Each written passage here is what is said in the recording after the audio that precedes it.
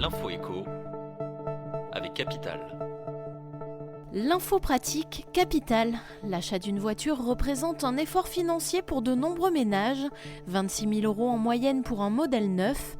En réponse au mouvement des Gilets jaunes, le gouvernement a instauré ou relancé des aides pour les personnes en difficulté financière, bonus écologique, prime à la conversion, mais aussi d'autres dispositifs méconnus. Capital a listé 7 de ces aides.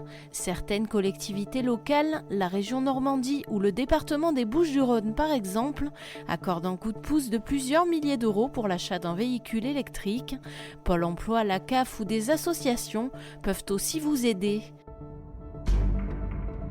Le chiffre du jour, 131 400.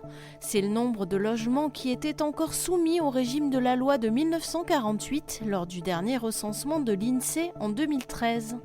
Un chiffre qui pourrait toutefois être bien inférieur aujourd'hui au vu de la réduction progressive du champ d'application de ce texte. La loi de 1948 est un régime hyper protecteur pour les locataires.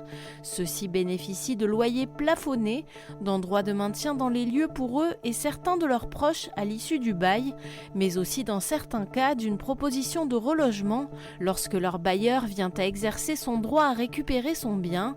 Retrouvez le détail de cette loi bien particulière sur capital.fr. Le coup de gueule du jour est poussé par des retraités oubliés par les mesures du gouvernement.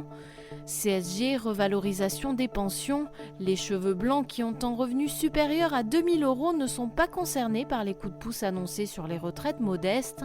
Un manque à gagner mensuel qui peut atteindre une centaine d'euros pour ces seniors, comme l'a calculé Capital.fr.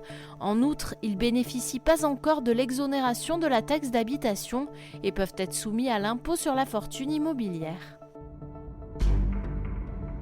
On termine par la proposition de loi de François Ruffin. Pour réduire les émissions carbone, le député insoumis souhaite limiter le trafic aérien sur les courtes distances. Pour cela, il préconise d'interdire les trajets en avion faisables en train. Parmi les lignes visées, Paris-Bruxelles, Paris-Marseille, Paris-Rennes ou encore Paris-Bordeaux. Pour l'heure, seuls les vols au départ de Paris vers les régions sont visés par cette proposition de loi. C'était l'info éco avec Capital.